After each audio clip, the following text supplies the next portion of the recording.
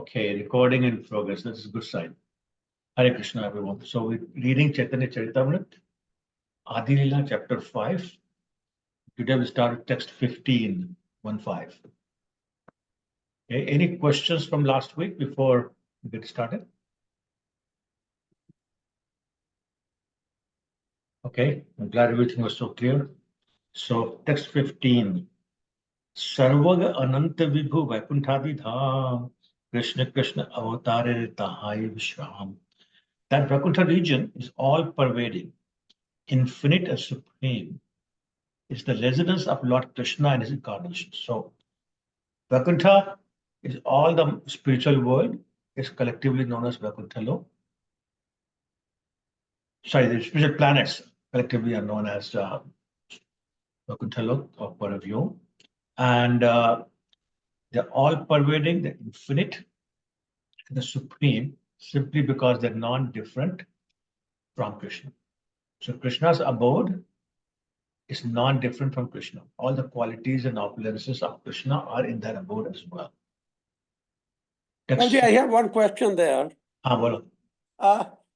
Is there only one planet, which is what I understand from here, the residence of Lord Krishna and his incarnation? What I understood before, Prabhuji, like for each incarnation, there's a different planet.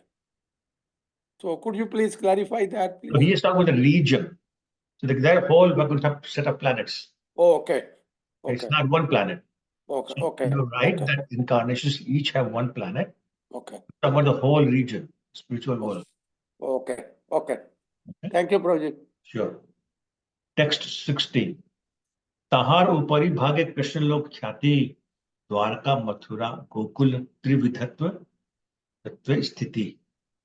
Translation. In the highest region of that spiritual sky is the spiritual planet called Krishna Loka. It has three divisions, Dwarka, Mathura, and Gokul. So if you remember the slide from last week, we showed that above the material world was the causal ocean. Above that was the Brahmajyoti.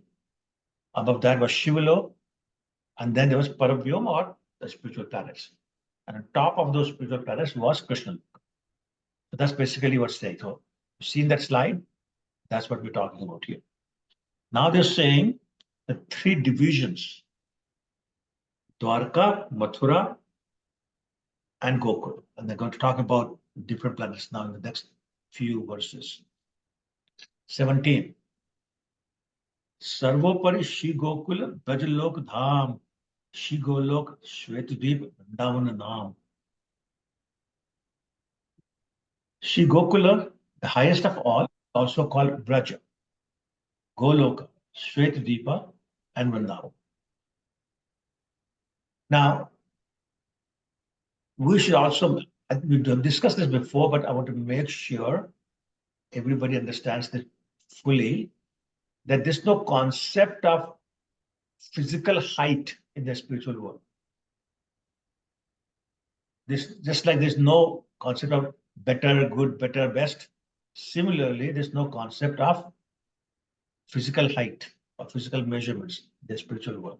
Just like there's no concept of material time. There's no concept of material modes of nature. Those things don't exist. So when here it is saying the highest of all is Braja, what does that mean then? It means that it's talking about the qualities of the place. And the quality of the place is determined by the degree of sweetness of pastimes. So madhurya. The more sweet, the more madhurya, the pastime, the higher place it is. When there's absolute absence of opulence, the mode of opulence, or the knowledge of opulence, Ashwarya Gyan, then there's nothing but prem. And that is the highest. And that is Goloka, Braja, Swadip, or Vrindavan, whatever we call this, different names. So if you remember the verse from Nectar of Destruction, it said Dwarka is superior to, what did he say? Anybody remember? Dwarka is superior to? Mathura. Dwarka. No. No. Sorry. Mathura superior to Dwarka. No, but answer my question. Don't change the question. Okay. What is Dwarka superior to, according to this verse? Vaikunta. Yes, Vaikunta. thank you. So Dwarka is superior to Vaikuntha planets. Mathura is superior to Dwarka. Vrindavan is superior to Mathura. Govardhan is superior to Vrindavan. And Radha Kund is superior to Govardhan. So what makes it superior? The mellow. The mellow, exactly right. The When rasa. there's absolute absence of Aishwarya Gyan, only the sweetness and the prem is there, then that's the highest. So Radha Kund, the prem is, Radha Kund is higher than the prem in Govardhan, higher than the prem in Vrindavan, although they're all totally devoid of any knowledge of Aishwarya. But the quality of loving exchanges is higher. Why is it highest at Radha Kund? Because it's created by the love of Radharani for Krishna. It's the liquefied form of the love of Radharani for Krishna that we see as Radha Kund. Okay, everyone with me? Yes, Therefore, Prabhuji. it's the highest. Prabhuji, two quick questions. Okay. First of all, I totally agree with the fact that you said it's totally dependent on rasa. But if we look at the pictures, haven't we seen that the main Golok Vrindavan is on top? So, Mataji, just because we are so physical in nature, material in nature, we don't know how to depict something that's higher in prema. So this is why also in the words saying higher and lower. It's just so we understand, but we should understand what does it mean. Okay, that's just representation because there's no other way to represent it. Okay. There's So no could color this- saying this color is more prema, this color is less prema. So they Right. can't do it. One more question, Prabhuji. It is said here in this text, Vraj, Golok, Vrindavan, and Shwetadeep. They're all same names for the same planet, The 4 names for the same place. same place. But didn't we discuss in the beginning, Shwetadeep belongs to the one where Lord Chaitanya also Okay, lives? yeah, I'm glad you asked because I was going to explain that anyway. So let me just do it now. So you're right, Mataji, that the Shwedweep, that's called the planet of Lord Chaitanya. So it's still the same place. So imagine that Goloka Dham is in the form of a lotus flower. And that's described in Bhimsamhita. Sahasra Patakabalam Kokulakhya Atpadam Tat Karnika Tadham Tad Anant Sambhavam. That's verse number 2 of chapter 5. So immediately after Ishvara Paramakrishna, that verse comes. So you can look it up later on in your book of Brahma-samhita. And so saying that it's the shape of lotus flower. Inside lotus flower, you know, the world, and it's called WHORL, world, lotus flower. That's in the right hand center. That's where all the honey is. That is your Golok Dham or Gokul Dham or Golok Dham or Vrij Dham or Shwetdeep or Vrindavan. That is where Krishna resides with his parents, and Radha is there as well. Okay? And then the petals are where the gopis live, and the veins of the petals are the pathways to their homes. So around that lotus flower is a square or rectangle, whatever you want to call it. That rectangle is called Shwetdeep. It's a rectangle that Lord Chaitanya lives. That rectangle surrounds lotus flower. That's where Lord Krishna lives. And that's where the name is the same. Is that more confusing or that explains it? So did I get you right? In the middle, Lord Chaitanya lives, and around it, Krishna. No. The square is kind of superimposing the whole lotus flower, but it's a form of a square as opposed to a flower. Okay, Prabhuji. and that's where Lord Chaitanya lives. But remember, it's not different from Krishna. Yes, yeah. But I remember you very clearly explained. If you if we don't worship Lord Chaitanya along with, like, we don't take him as a medium to approach Krishna, then we will, then only we'll go to Golok Vrindavan. In the age of Kali, that's correct. Yeah. Age of Kali. Dwapar, it was not correct because Lord Chaitanya had not appeared. But in the age of Kali, that's correct. Nuparaju Mataji, you have a question. You've been very patient. Yes, Prabhuji. Thank you. Sure. Prabhuji, you are explaining about the what comes in terms of priority. So my question is, I recently heard about this Prema Sagar, the story of the Prema Sagar getting the tears from the Radharani and then also from the Krishna. Then the Sagar has developed. It is called Prema Sagar. So does it also has any significance in terms of this like priority wise that you gave? Like So first of all, we're not on priority, we're talking about superiority, not priority. Yeah, superiority. Sorry, Prabhuji. No, that's okay. So also, I have never heard Prem Sagar. So can you maybe explain it? Because I don't know what it is. Oh, I heard that once Radharani was playing with Krishna and then she was away a little bit of time and then a honeybee was distracting Radharani and um, there was I couldn't exactly remember the exact details, but because of that be distracting this one, they say go Krishna tells to his friends that take out that honeybee which is distracting Radharani, and then Krishna's friends go and then take out that, and then they say that now Madhu is gone now. So then Radharani thinks that Madhu means Krishna, and then she thinks that Krishna is gone, and then she starts crying, and that's how the saga develops. And then seeing Radharani crying, again Krishna also cries. So it is a mellow, it seems. So that is called Prema Sagar. That is the story I recently heard, Prabhuji. So does it also have any significance in terms of this superiority? So Mataji, I have heard that pastime, but I have not heard the creation of Prem Sagar. But none of the books that I have read, including that of Struction, Srimad Bhagavatam, or Chaitanya Charitamrita, they refer to Prem Sagar being superior than anything else. So I'm not sure. I don't know. I don't know the answer to your question. All I know is these 4 places that I talked about. Okay, thank you, Prabhuji. Hare So Krishna. I'm sorry, I don't know. By Bhakti Shastri, but I didn't heard about Prem Sagar before. So once I heard about the story, I was thinking then it is also the reciprocation of the Krishna. So I was remember, Mataji, they're all part of Vijdham. So we are talking about Vijdham. It's a part of that. So it's possible that it's there as part of Vijdham. We're talking about Vijdham. It includes that. But I've not heard specifically Prem Saga being superior to anything. I've not heard that. Okay, thank you, Prabhuji. Sure, Mataji. Anybody else? Okay. So let's do text 18.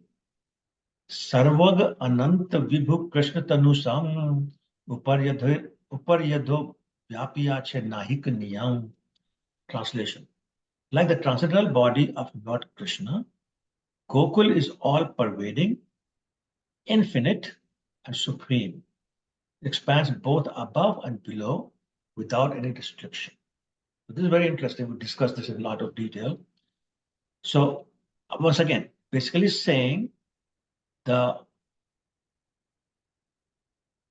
Golok Dham, Vijdham, Shwedipa, Vrindavan, they're all non-different from Lord Krishna's body. There's no difference. And therefore, all the qualities of Krishna are also in the abode of Krishna. The abode of Krishna is non-different from Krishna. So therefore, is all pervading like Krishna is. It's infinite like Krishna is. It's supreme like Krishna is. Expands both above and below without any restriction like Krishna does. Okay, so let's understand more details in purport. Who would like to start? I can read, Prabhuji. Go ahead, Mataji. Purport.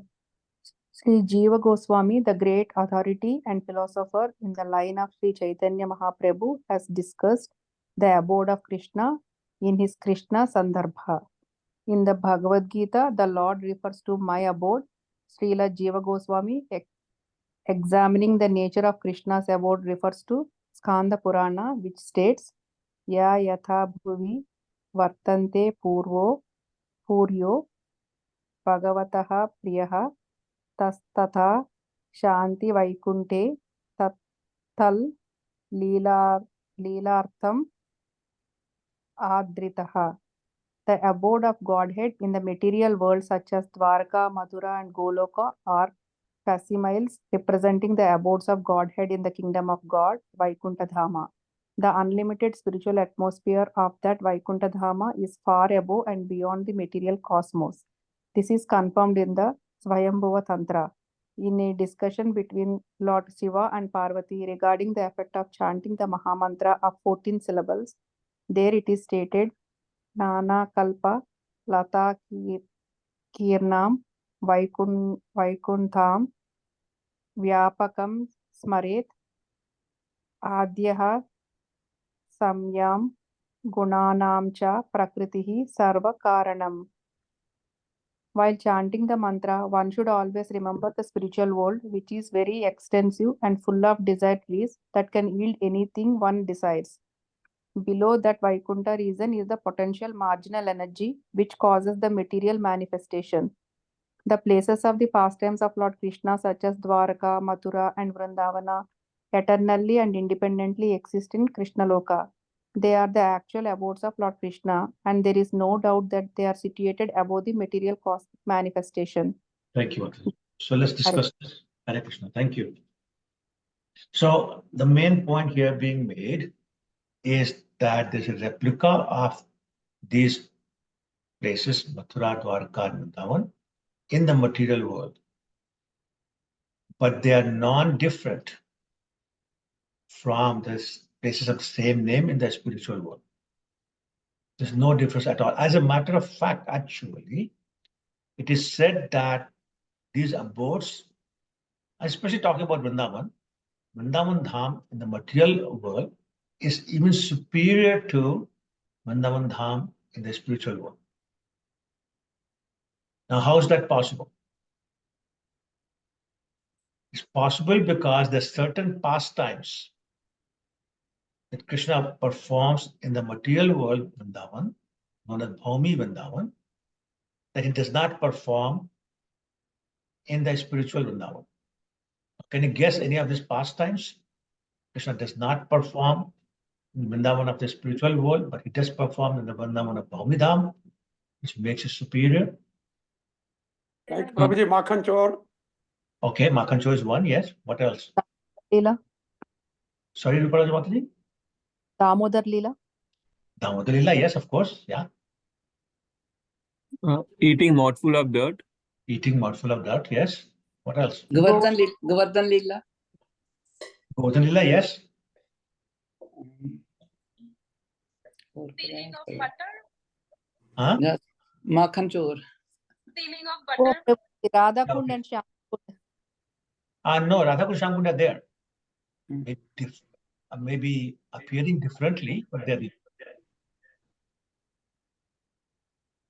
What about the Gopi Geet pastime? Because there is no separation over there. okay, all right. Maybe Rasalila. No, Rasa Leela goes on all the time. That's It goes on true. continuously. You're missing something very, very obvious. Birth. Yes, not but appearance. There's no appearance of Krishna in the spiritual because he's always there. And how old is he there?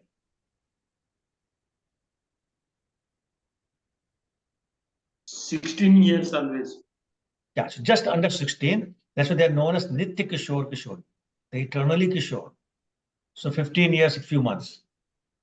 So therefore, any pastime before that, it's not there. Okay. So anyway, my point is, so that's one point I wanted to make. Second point, oh, sorry, Prabhu, you are mute. Dhamacharya. So no Govardhan Leela also? No, we said yes to that. Okay. No, sorry, I'm sorry. Sorry. We said yes to Govardhan being there, but he does But not not lift the Govardhan. Govardhan thing. He does not lift Govardhan there. Sorry, I misunderstood the question. Okay. Okay.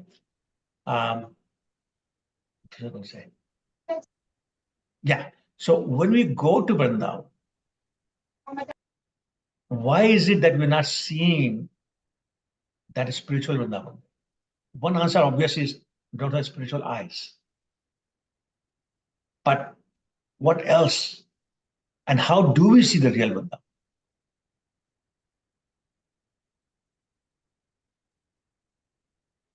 Prabhuji, because here on planet Earth, we are under the three modes of material nature. Okay. And due to that, we don't have the spiritual vision. Okay, that's correct. What else? We can only access Krishna like whether it might be Lila or anything, only through the way of Guru. I think getting close to what I want to hear. Through Shastra, the description of the Lord Shastra. Okay, you're also getting close to the answer I want to hear. Then Premanjana Churita, they say, Mama? right? No, I mean, that's of course there. That's definitely, we talked about purity and being material. But basically, go ahead, Shri. Yeah, you flower. I can't hear you. Flowers. I'm sorry, I can't. I heard His Holiness Bhakti Rasamrit Swami Maharaj once. He said, in this age, we should take darshan through the ears. Yes, that's what I want to do. We see Vrindavan not with our eyes, but with our ears.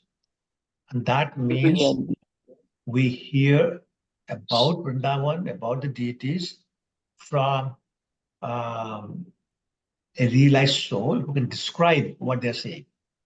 Prabhuji, we should at least get consolation prize, huh? Oh, yes, I already said that it's very close. वो देख पैर गंदे हो गए ना ये बेटे के पैर वो देखो कौन है वो Sorry, साइकिल कौन चला रहा can you mute yourself? है कौन चला रहा है Yeah, thank you. Okay, so therefore, we need to see Vrindavan and the deities through our ears. Whether you want to call them Shastrakshu, Guru Chakshu, whatever, but through our ears. That's another point. Third point is that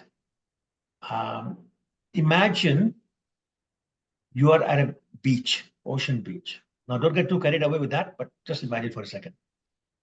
And you've heard the lots of, beautiful plants, lives, even gems inside the ocean. And you're standing there, and there has just been an oil leak from a big ship. So all you see is a layer of oil on the ocean, standing on the beach. So you say, oh, this is an ocean of oil. That's all there is. Stand at the beach, then that's all you will see. However, if you go deep in the ocean, then you cross that layer of oil, go in the water, the deeper you go, the more life, more colors you will see, and eventually find gems also. Vrindavan is the same way. You look beyond that layer of oil, which shows all the dirt and the dust and people trying to cheat you of your money and all sorts of other noise and nonsense that goes on. That's all we see and we come back. We did not try to penetrate that layer of oil. When we try to get into that mood through the ears and we are able to penetrate that, then we'll actually see. And that's what the self-realized souls, your devotees, are able to see. And even participate in some of the pastimes that we read about or hear about. So therefore, bottom line is the way to see Vrindavan today is through our ears. Don't try to see it with your eyes because you won't succeed. Okay? Just want to make that point. Can I say something, Prabhu? Only if you want to. Okay. Dinabandhu Prabhu said this thing in one of his talks that we try to cheat Dham with not coming with proper mood and with proper etiquettes. Hence, Dham is trying to cheat us back. So that is why we get cheated sometimes with money and all those things, because we have cheating propensity. Right. What does Krishna say along the same lines in Bhagavad Gita? I'm the cheater among the cheats. And he can be a better cheater than Krishna, right? So his abode is not different from Krishna. So whatever mentality you go with, that's what you will see. Right? Somebody asked, well, why does now no longer have all these flowers and beautiful lakes and falls and all that? Well, the reason it doesn't have is that if it was all there, people will go only to see that. Then you will really miss Vrindavan. Because everybody's after such enjoyment. I just found out that there's a golf course that's been opened near Barsana. So people actually drive from Delhi, play golf, and go home. So we don't want that, but that's what's happening. Okay. So, Prabhu, we did a little bit of water pastime today because it was really hot. You did So what pastime? My God, you did pastimes now? Okay. But for the Lord, not for. Oh, okay. I thought you did. Okay. What happened? Did you go? Oh, there he is. Oh, you're Sorry. showing it. No, you're on mute again. You're back on mute. I was trying to show, but it's kind of blurred out. Okay. We have a beautiful Lord in the water. Okay. No problems. Thank you. Okay, who wants to read the next paragraph? Nobody? Okay. I can read, Prabhuji. Go ahead, Prabhu. The abode known as Vrindavan or Golok is also known as Gokul. The Brahm Samhita states that Gokul, the highest region of the kingdom of God, resembles a lotus flower with thousands of petals. The outer portion of that lotus-like planet is a square place known as Shweta Deepa. In the inner portion of Gokul, there is an elaborate arrangement of Shri Krishna's residence with his eternal associates such as Nanda and Yashoda. The transcendental abode exists by the energy of Shri Baldev, whose original whole of Shesh are Ananta. The Tantras also confirm that description by stating that the abode of Shri Anantadev, a plenary portion of Baldev, is called the kingdom of God. Vrindavan Dham is the innermost abode within the quadrangular realm of Shweta Deepa, which lies outside of the boundary of Gokul Vrindavan. According to the Jiva Goswami, Vaikuntha is also called. Prabhu, hold on. Okay. Hold on. Let's discuss that first. Okay, so this is something that I already explained just a few minutes ago. That it looks like this flower and the Shwet Deepa and all that. And the residents of Nand Maharaj and Yashoda Maya, they're all there in the center. Okay, and then another point being made here is the Sheshnath or Ananta Shesh. That's an expansion of Lord Balaram. And that's about it. Okay, that's great. So you already covered that one. Next person, please. I can read. Please go ahead. According to Jiva Goswami, Vaikuntha is also called Brahmaloka. The Narad Pancharatra, in a statement concerning the mystery of Vijaya, describes that Tattarvopari Goloke Tatra Lokapari Swayam Viharet Paramanandi Govinda Tulanayaka. The predominator of the gopis, Govinda, the principal deity of Gokul, always enjoys himself in a place called Goloka, in the topmost part of the spiritual sky. Okay, so it's basically confirming what you just discussed. Okay, next. I'll read, Prabhu. Mataji, please go ahead. From the authoritative evidence cited by Jiva Goswami, we may conclude that Krishna Loka is the supreme planet in the spiritual sky, which is far beyond the material cosmos. For the enjoyment of transcendental variety, the pastimes of Krishna, there have three divisions, and these pastimes are performed in the three abodes, Dwaraka, Mathura, and Gokula. When Krishna descends to this universe, he enjoys the pastimes in places of the same name. These places on earth are non-different from those original abodes, for they are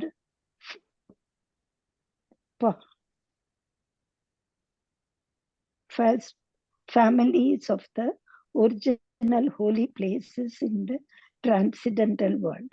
They are as good as Sri Krishna himself and are equally worshipable.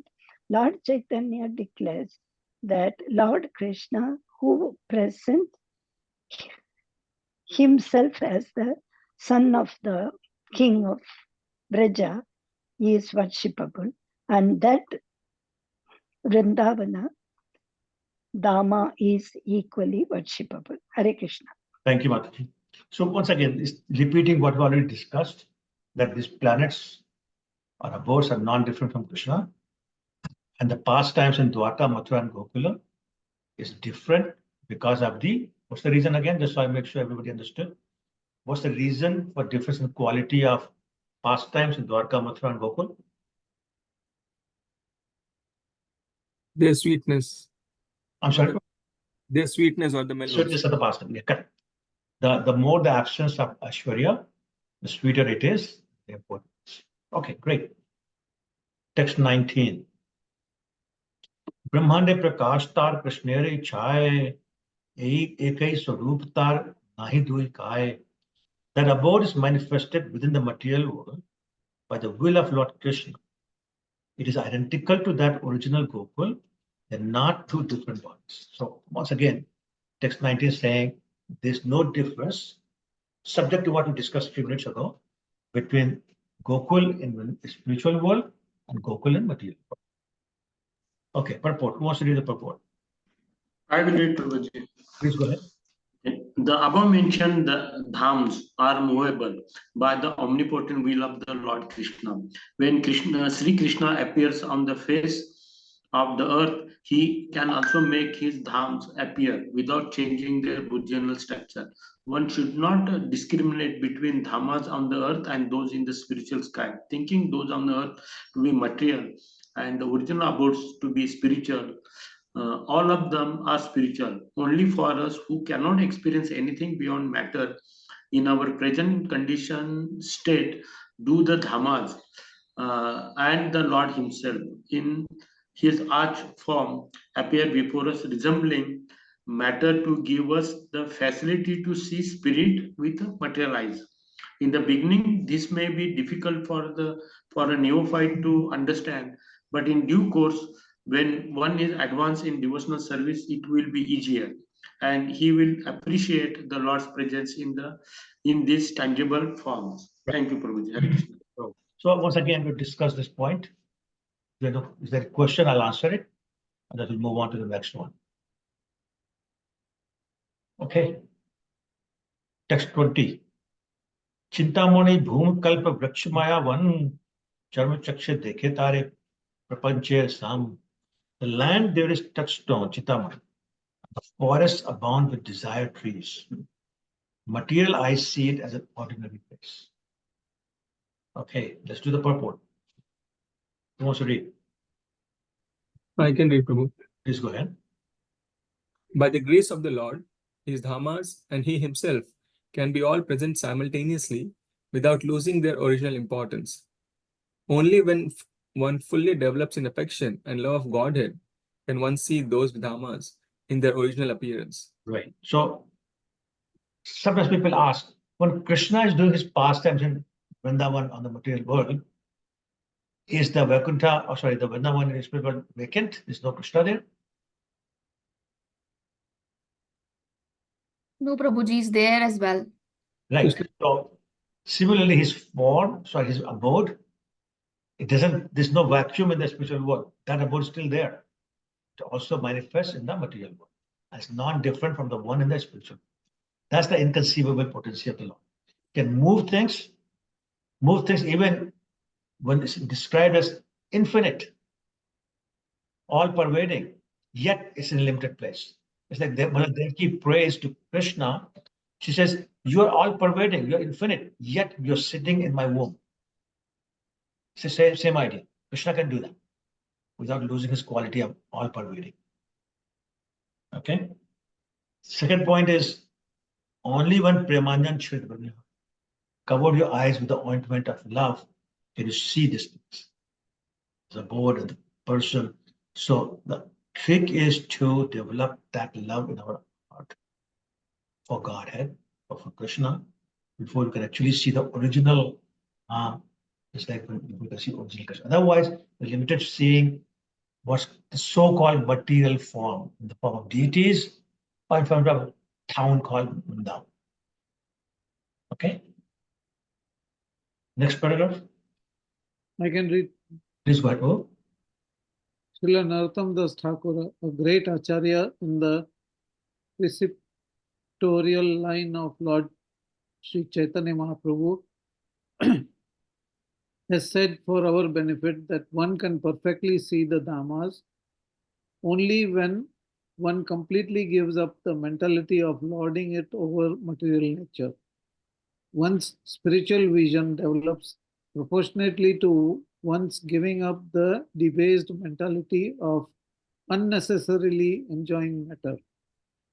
A diseased person who has become diseased because of a certain bad habit must be ready to follow the advice of the physician, and as a natural sequence, he must attempt to give up the cause of the disease.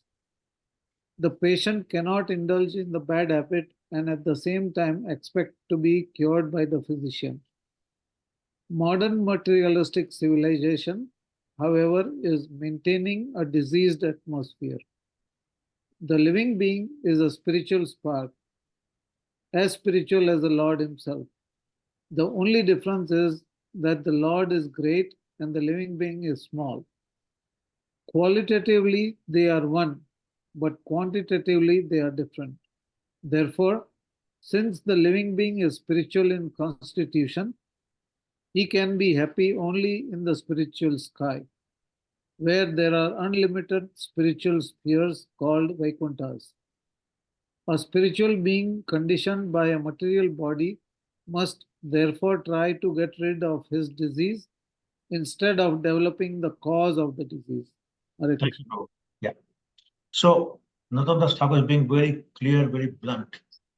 Until we give up the mentality of enjoying, of lording over, we cannot see real good. Simple as that. And that will happen only when we take the medicine. What's the medicine for us, the conditioned souls? Harinam. Harinam. What's the diet? Eating prasad, Prabhu. Sorry, Priti? Eating prasad, the diet. No, good guess, but no. Study the scriptures, Prabhuji. No. Well, maybe, but I'm looking for a particular word. Service. So service to the Lord and the devotees of the Lord is the diet, and chanting the holy name is the medicine, and we need to do both.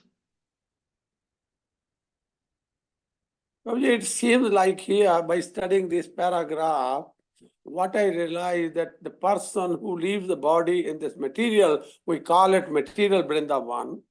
So he already reaches the abode of the Supreme Personality of Godhead.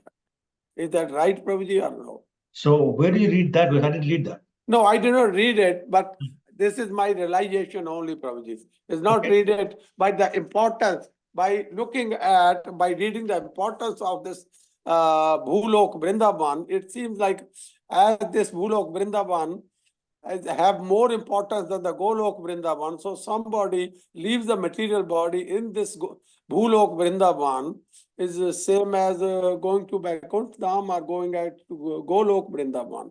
Okay. Anyway, your point is correct. This is what I've heard as well, that anybody who leaves his body in Vrindavan goes back home, back to God. So that part is correct. Whether it relates to this or not, I'm not sure. But the point, I have heard the same thing.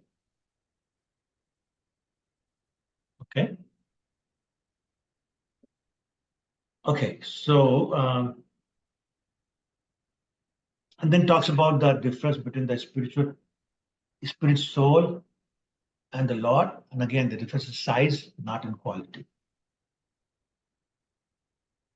Okay, and until we get rid of the material disease, we will not develop the love, and we will not see the real Vrindavan. Right? So there's another verse in Nectar of Devotion. Ata Shri Krishna Namadi na bhavet grahya mindu. Sevon mukhai jivado swayamev spritata. Until we get involved with the devotional service, we're totally satiated in it, with it, we cannot see, without materialize. Okay? Same point being made. All right, next paragraph. I can read the book. Please go ahead, Preeti. Yeah, go ahead. Foolish persons engrossed in their material assets are unnecessarily proud of being leaders of the people, but they ignore the spiritual value of men. Such illusion leaders make plans covering any number of years, but they can hardly make humanity happy in a state conditioned by the threefold miseries inflicted by material nature. One cannot control the laws of nature by any amount of struggling. One must at last be subject to death, nature's ultimate law. Death, birth, old age, and illness are symptoms of the disease condition of the living being. The highest aim of human life should therefore be to get free from the miseries and go back to Godhead. Hare Krishna. Thank you. So I had Prabhupada used very strong words, foolish persons. Referring to all the political leaders who keep promising happiness to the public if only they vote for it. But they don't realize that they have no way of knowing that. Cannot make people happy because this place is full of miseries. It's designed to be miserable. How can they go against that plan of Krishna? It's talking about the birth, death, old age, disease, etc. I mean, not only we cannot avoid some of these things, we cannot even predict when it will happen. I'm not just talking about death, for example. I'm talking about an earthquake. Who can predict when the earthquake will happen? Who can predict how strong it would be? The seismologists keep trying it, but they very rarely get it. Right? Who can control the wind? Arjun said we can't, and Krishna said you were right. Right? Otherwise, a country like the United States will make sure there's no typhoons, there's no hurricanes in their country. There's so much. There was just now, I think last week in Tennessee, there was a huge typhoon and tornado. There's so much destruction. They would avoid it if they could, but they can't. So therefore, for anybody to promise happiness in this world is foolish. I was just pointing it out. So it's not those leaders, it's the teachers who can tell us how to develop and apply that ointment of love in our heart, in our eyes, that we can learn how to get out of this place and go back home back to God. Otherwise, it's not possible. Okay. 21 continues with the same theme. Prem netre dekhe tar swarupa prakash, gop gopi sange jahan Krishnere vilas. But with the eyes of love of Godhead, one can see his real identity as the place where Lord Krishna performs his pastimes with the cowherd boys and cowherd girls. So again, Premanjan Chrit Bhakti Vilochanan, Santa Satdev Videshi Vilokya. So Premanjan Chrit, when that's love of, ointment of love in their eyes, then what's the word? Bhakti Vilochani. The eyes of devotional service, they are able to see the Lord. But we don't have prem in our eyes. What do we have? The opposite of prem. What's the opposite of prem? In Hindi? Lust. Yes, in Hindi it's called kam. So it's the premanjan churit. Our eyes are kamanjan churit. Right? So because our Kamanjan Shrid eyes, we don't see Bhakti Vilochana, we don't see Bhakti devotional service. We see Bhukti Vilochana, sense enjoyment. So when you have Premanjan Shrid, Bhakti Vilochana, Satta Sadev Devotional Vilochana, you see the Lord in your heart with that devotional service. When you have Kamanjan Shrid, then what you see is everything that satisfies your lust. So Bhukti Vilochana. In everything, looking for how can I use this to enjoy my senses. And clearly, when we do that, simply ensuring our return to the material world, as opposed to escaping it and going back home, back to God. Okay, so is that point clear? Yes, Prabhuji. Okay, text 22. Okay, somebody knows how to sing Brahma Samhita? Aditi, I think you do. Chintamani प्रकरतद्मशुकल्पवृक्ष लक्षवृतेषु सुरभिरभिपालयन्तं लक्ष्मीसहस्रशतसम्भ्रम सेव्यमानं गोविन्दमादिपुरुषं तमहं भजामि. I could never do that, so thank you. Translation. I worship Govinda, the primeval Lord, the first progenitor, whose tending cows yielding all desires in abodes built with spiritual gems, surrounded by millions of purpose trees. He is always served with great reverence and affection by hundreds and thousands of goddesses of fortune. It's a very, very famous verse from Samhita. Just read the purport. Who wants to read that? I'll do, Prabhu. Please go ahead, Chaitanya. Purport. This is a verse from the Brahma Samhita 5.29. This description of the abode of Krishna gives us definite information of the transcendental place where not only is the eternal blissful and full of knowledge, but there are ample vegetables, milk, jewels, and beautiful home and garlands tended by the lovely damsels who are all goddesses of fortune. Krishna Loka is the topmost planet in the spiritual sky, and above it are innumerable spheres, a description of which can be found in Srimad Bhagavatam. In the beginning of Lord Brahma, self-realization, he was known as transcendental vision of the Vaikuntha spheres by the grace of Narada. Later, by the grace of Krishna, he was shown a transcendental vision of Krishna Loka. This transcendental vision is like the reception of the television from the moon via a mechanical system for receiving modulated waves, but it is achieved by penance and meditation within oneself. Hare Krishna. Thank you, Mother. So sometimes people ask, has anybody seen Krishna? Has anybody seen the spiritual world? How can you talk about this? Well, here it is. Somebody has seen it. He wrote a book called Brahma Samhita. So it's explaining here about Narayan gave him the vision of the Vaikuntha Lokas. Krishna gave him the vision of Krishna Loka, or Gokul. So he saw it with his eyes and then he described it. So therefore we believe this description. Okay, all right, next part. Somebody wants to read who has not read it before? I read already. Okay, somebody who does not? I will read, Prabhuji, the next paragraph. Thank you, Mataji. The Srimad Bhagavatam second canto states that in Vaikuntha Loka, the material modes of nature, represented by the qualities of goodness, passion, and ignorance, have no influence.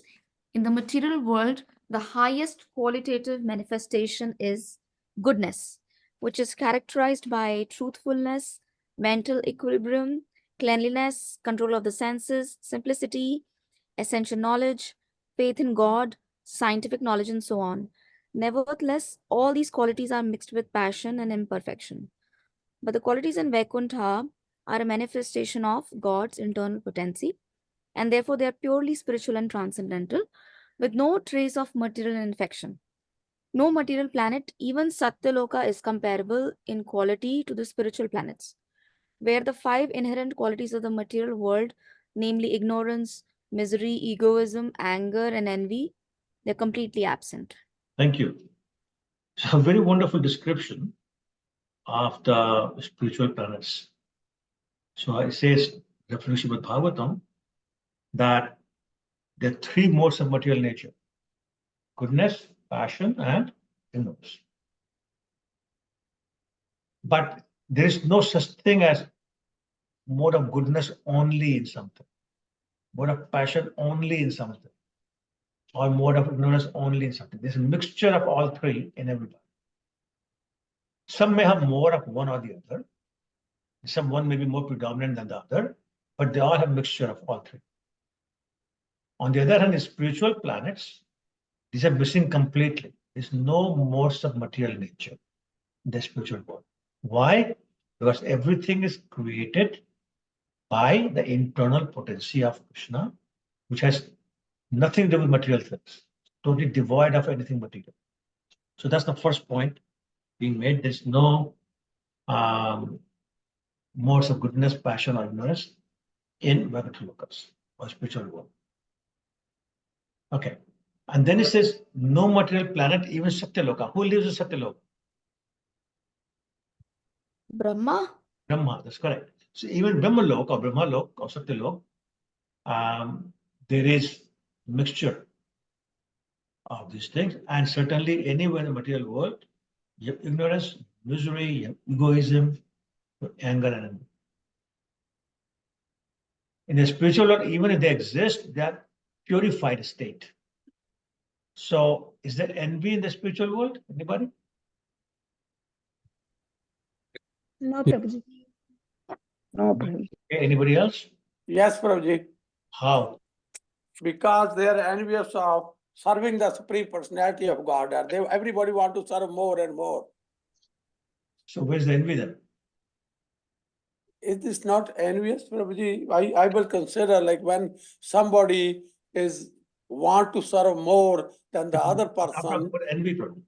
Is there envy in the material world? She said no, you said yes. So I'm asking, how? So that is what Prabhuji, I thought. Okay, no problem. This was my idea. No worries, no worries. I think there's envy, Prabhu, in the spiritual world. How? I can't give you an example, but just everything that exists in the material world is a reflection of the spiritual world. Okay, But it is just it's a perverted version. Okay, I accept, but still I need to hear example. Exactly. Maybe I can think of. Shall I try? The jealousy. Just wait. The enviness between Radha Rani and Chandravali. Okay, but what is it called? What is it called? Enviness? No. No. No. It's called transcendental envy. Why is it called transcendental envy? Because it looks like envy, but it's not. Radha Rani is getting angry at Krishna when he's with Chandravali, not because she doesn't want him to be there. Not because she feels bad that he's with her. Not because she thinks somehow she's trying to become superior to her. Nothing like that. That would be envy.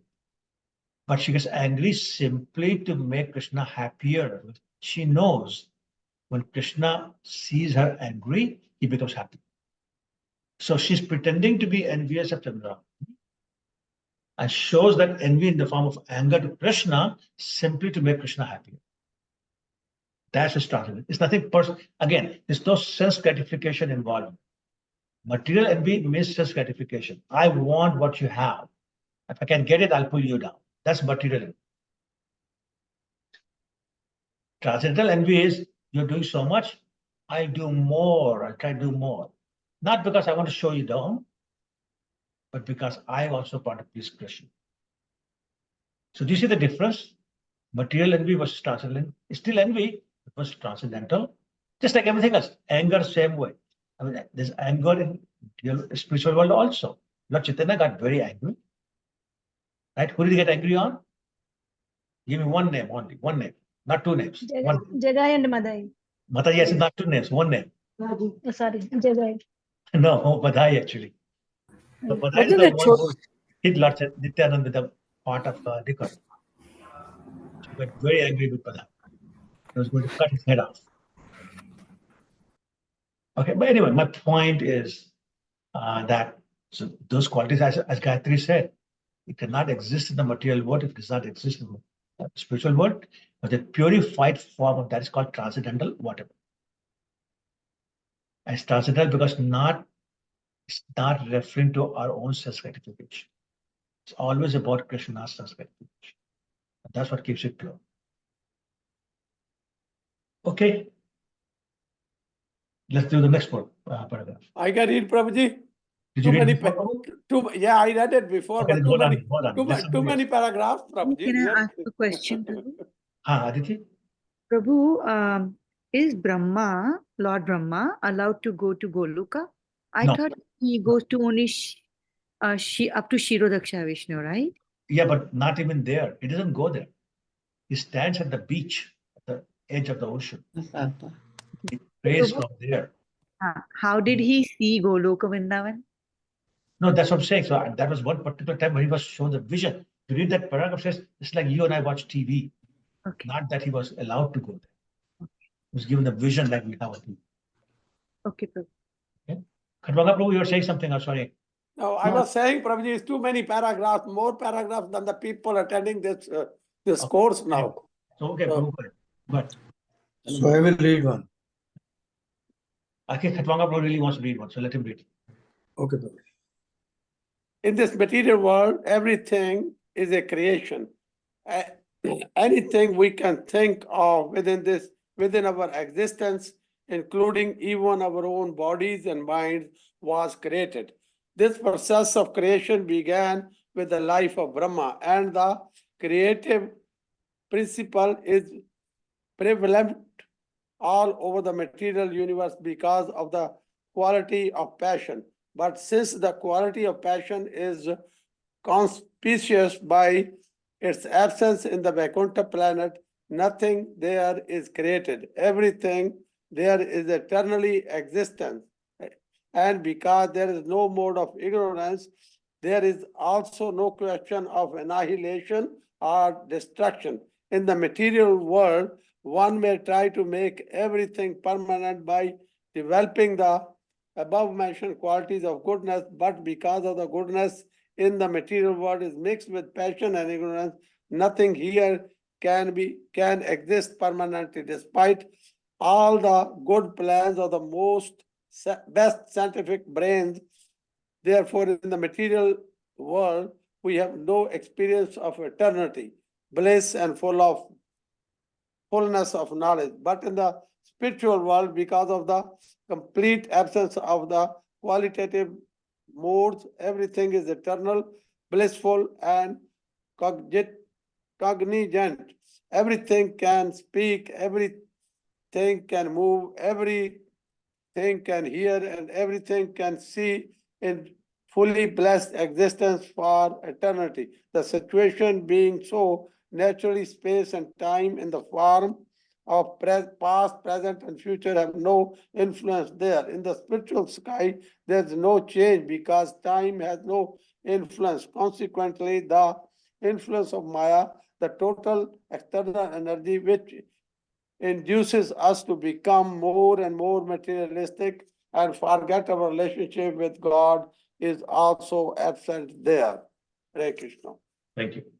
So, the point being made is that spiritual world is eternal. Eternal means no creation and no destruction. Whereas material world is not eternal, it manifests and unmanifests. So whatever is created in the material world will one day be destroyed.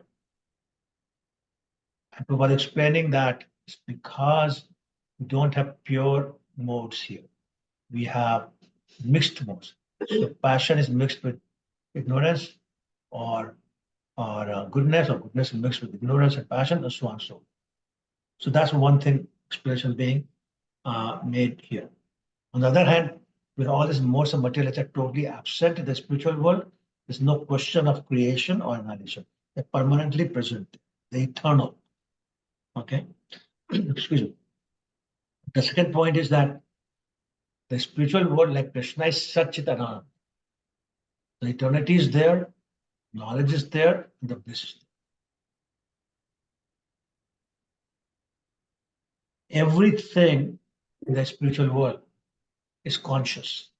The stone is conscious, the river is conscious, the tree is conscious, twig is conscious, everything is conscious.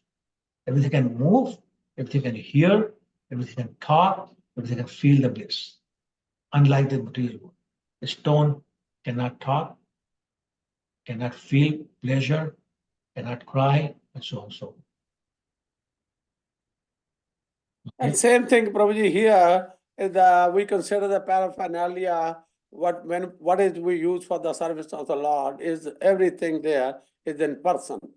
Is that not right, Prabhuji, or that is wrong? It's expansion of Lord Balaram. Yes, yes. So similarly, there's no past, present, and future in the spiritual world, because time has no influence. So the way it happens is, whatever Krishna wills, desires, time changes to that. When he wants to have a summer festival, it becomes summer. Half an hour later, he wants to have a spring festival, it becomes spring. He wants night, sleep, it becomes night. He wants to get up, it becomes morning time. All according to his will. No cycle, no regular, nothing.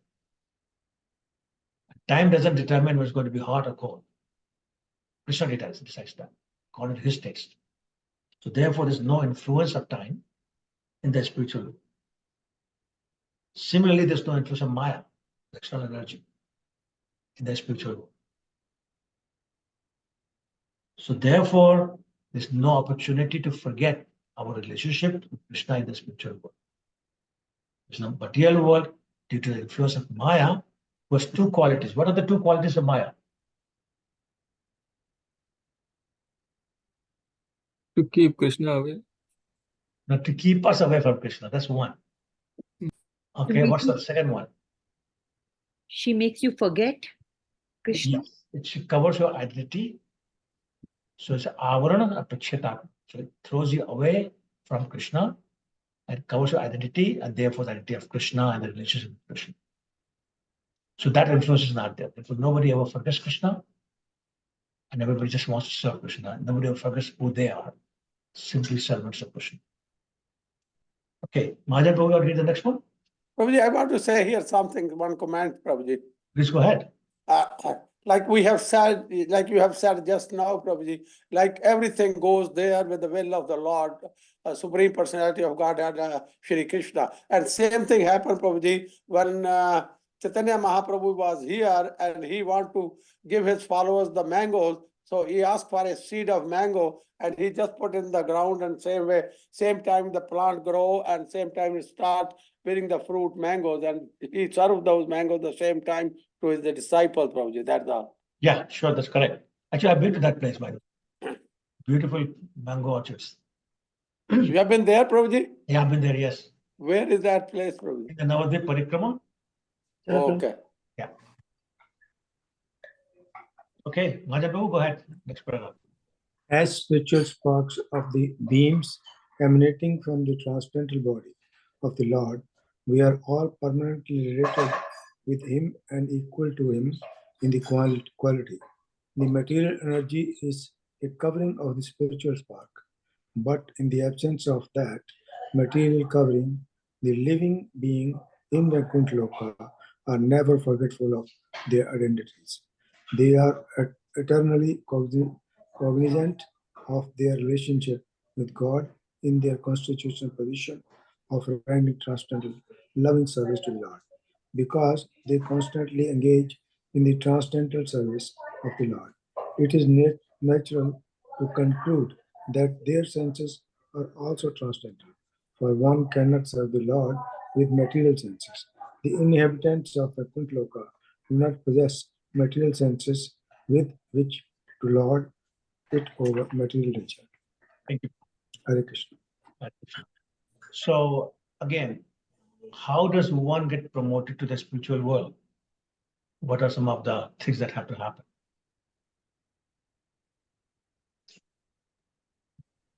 When you, sorry, No baggage of karma. So net. Okay, yeah, sure. What else?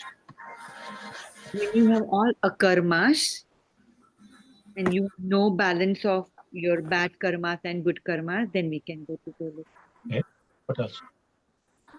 Roji ant kale chamam eva simran muktva klevaram. Okay, sure. What else? The bhakti ladder. Bhakti Marg, yeah, sure. Remembering always I- Lord, Huh? remembering always Lord Krishna. Always remembering Lord Krishna, okay? So Janma Karma Chame Divyam also. Okay. So the point is that we have to get rid of our material senses before we can go to the spiritual world. Because the material senses that cause all the things that you're talking about, the bottom line source of all that is material senses. So until we are able to get rid of material senses, we cannot go to the spiritual world. In the spiritual world, there are no material senses. The presence of material senses means you want to lord it over, you want to enjoy, you want to do all the anarthas. There's a lot of noise coming from somebody's house. I'm not sure. I'm just looking at who's not on mute. Okay. All right. Next paragraph, please.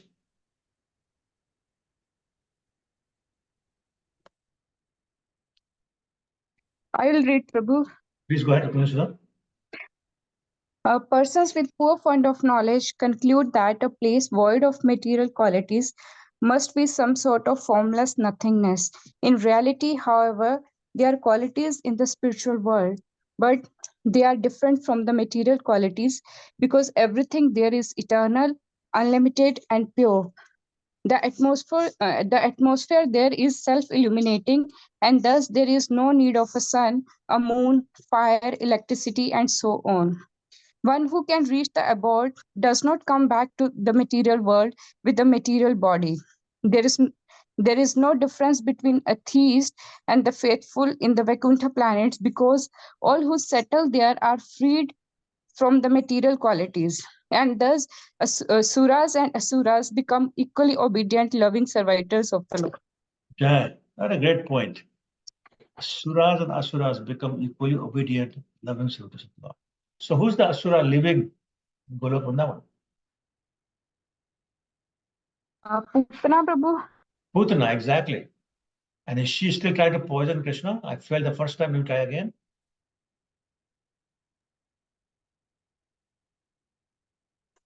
Rukmini, is she trying to poison him again? I failed the first time, you try again. Sorry, Prabhu, what? If she tried to poison Krishna again, thinking I failed the first time, I have another opportunity not to poison him now. I don't think so, Prabhu, because She didn't get a second chance. no, Prabhu, because she's the servitor now. She must be serving Lord over there then now. Yeah, like- I mean, the senses have become purified. That tendency to kill Krishna or be unfavorable to Krishna is gone. Yes, yes. Prabhu. And when did it leave her? The moment Krishna touched her. The moment. Right? So she's pure now. She's not Asura anymore. She was. She's not Asura anymore. Okay? So, they're equally obedient, loving servitors of the Lord. Like they say, the material world, every saint has a history, and every sinner has a Past. no. As a future, sorry. As a future, that's right. So that's the point. So there's a lot of people who were promoted to the spiritual world as opposed to being eternally there.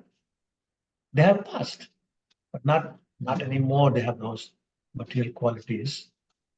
Now that they're promoted there, because if they still had it, they would not be promoted. Okay, next paragraph. Babaji, I have a question. Huh. So all the asuras at the time of not just Krishna, but all the different personalities and different forms of the Lord, are they all from like Golok? No. And are they just so? How do these people get association of the Lord? They're No, so no. bad.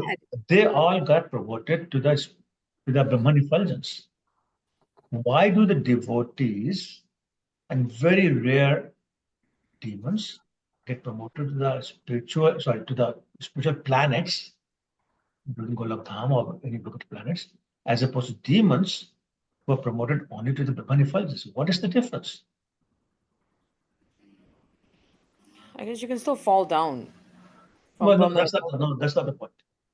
That's not the point. What is the difference? Why is one promoted to spiritual planet, the other is promoted only to the Brahman effulgence? What is the reason? I think they want to continue serving the Lord, right? Who? The devotees. Right, exactly the point. There is no service in Brahman effulgence. Demons don't want to serve Krishna. So, okay, they're getting liberation, but still they have desire to serve Krishna. Therefore, they stay where there is no service. But the devotees want to serve, therefore they go to a place where they can continue to serve. So I thought Putna was given the status of a mother. I didn't think she went to Brahman effulgence. That's exactly what I'm saying. Rare demons get promoted to the spiritual world, Putana is one. Okay. Okay. Next paragraph, please. Only one question here, which is like a silly question. How Lord Krishna decides to send some of his disciples into this material world to spread his name, like Srila Prabhupada or our Guru Maharaj or some of our other acharyas? How he decides that? Like how he picks them up? I don't know, bro. I never talked to him about that. Okay. So I don't know. Because those people have been sent by the desire of the Lord, so he sent them here to spread that his name and take some of the fallen souls back to him, I guess. Okay. Right. Okay, But Prabhuji, thank you. I don't know what is on his list, so I don't know. Okay, let's do the next paragraph on the list now.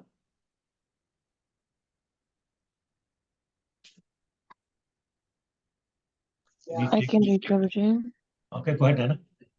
The residents of Vaikuntha have brilliantly black complexions, much more fascinating and attractive than the dull white and black complexion found in the material world. Their bodies, therefore, being spiritual, have no equal in the material world. The beauty of a bright cloud, when lightning flashes on it, merely hints at their beauty. Generally, when lightning flashes, generally the inhabitants of Vaikuntha dress in yellow clothing. Their bodies are delicate and attractively built, and their eyes are like the petals of lotus flowers. Like Lord Vishnu, the residents of Vaikuntha have 4 hands decorated with conch shell, wheel, club, and lotus flower. Their chests are beautifully broad and fully decorated with necklaces of the brilliant diamond-like metal, surrounded by costly jewels never to be found in the material world. The residents of Vaikuntha are always powerful and effulgent.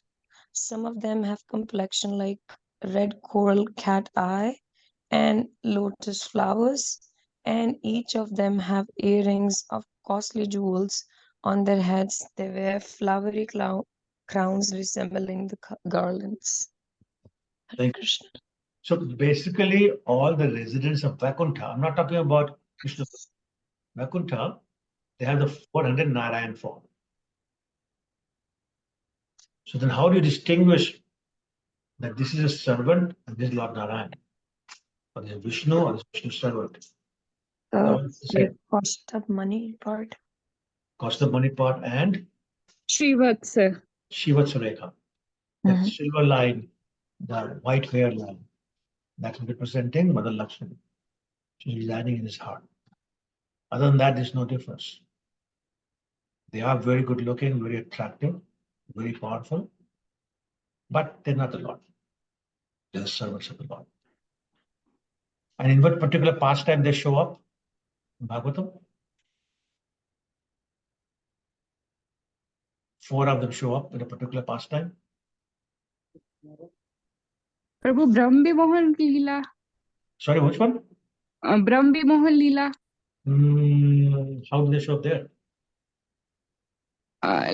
So the Krishna like manifested into different Gopal. Yeah, that's not the servant, that's Krishna himself. Okay. It's a very popular pastime. As soon as I say it, you say, yeah, of course. Okay, let me give you a hint. They came and argued with the Yamdutas. Yeah, Ajamil's story. Yes, Yeah. thank you. Yeah, they showed up. Right? And they described how they look. Exactly like describing here. Okay. I'm going to stop here. Yeah. Prabhuji, I have a question. Okay. Oh, go ahead. Radha, go ahead. Yeah, okay. So it said that forehand we understand, but also it mentioned that there's a wheel there. Sudarshan Chakra wheel. All those people in Vaikuntha, they have 4 hands and they are bearing, lot of the conch shell, flower, and but it also mentioned the wheel there. Which disc? Chakra. Chakra, right? Yeah. So we understand Narayan uses that wheel or Krishna uses wheel to cut demons. So is the same wheel like? Well, it's the same wheel, but there's no description that I'm aware of in Bhagavatam that says they used it. So it's there. Because that wheel is also, that wheel is also person, right? We understand that all paraphernalia of the Lord, they are person, conch shell or everything, right? So again, what's your point? No, point is that chakra is there, and as you say that it exists there, but they don't use. I'm just that's what I'm understanding. Okay, sure. Yeah. Okay. Thank you.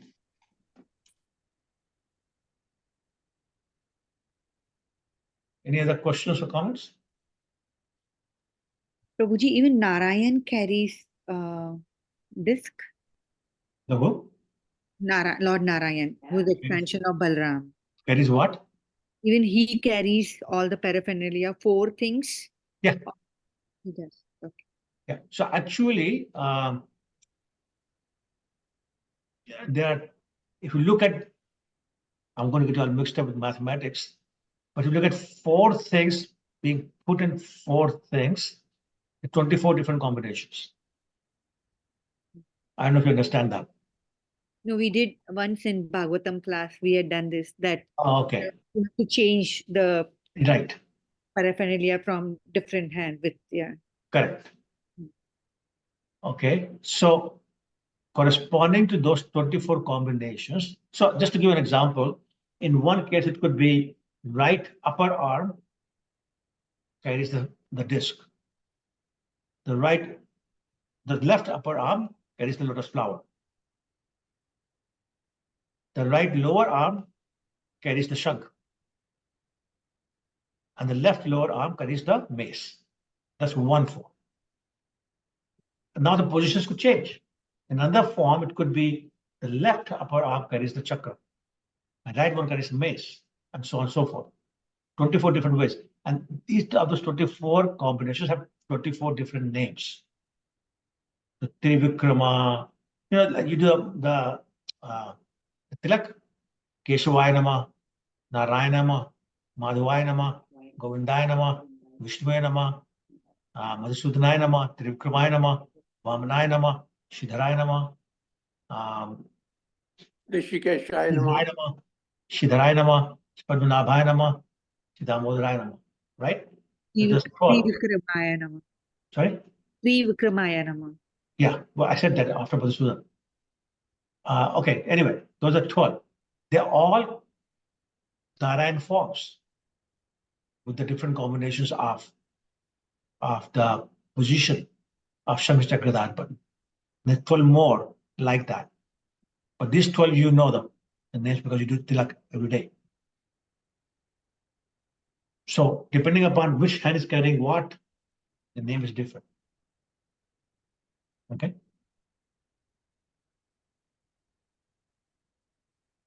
Okay, I think everybody's falling asleep. So, other people go ahead. One more. Rosie, since we are talking about all that, so that when we say liberation or mukti, you know, 4 types of mukti. One mukti talks about form, that means 4-handed form. Another talks about what you call that, all the opulences of the Lord. Yeah. Opulences, right? Yeah. So I'm just trying to see that how you see the differences, Prabhuji. So 400 form is 4 hand, and as we see that different thing they are carrying, and the opulences of the Lord, that means whatever the Lord does, like Narayan, all those opulence are with them. So what are the opulences? What are the opulences? Okay, so one opulence, you know, no, the can we six. talk about the 6? Yeah. 6 opulences. Name them. Lord can, you know, basically he creates. No, that's not an opulence. That's not. Are you That's talking not about the 6 opulences? Bhagavan. strength, beauty, knowledge, okay. renunciation? What's that? Renunciation? Renunciation, yeah. Strength, beauty, knowledge. Fame, yeah. And all wealth. Wealth. Okay. All right. So basically it means they have all those 6 opulences. Right? I think the question would be, what's the difference Salok and Samiti? Salok means same planet. Samit means near. Right? But near means that you actually near, you have interaction with the Lord. Salok doesn't mean you have interaction with the Lord. And that's the difference. Okay, you with me?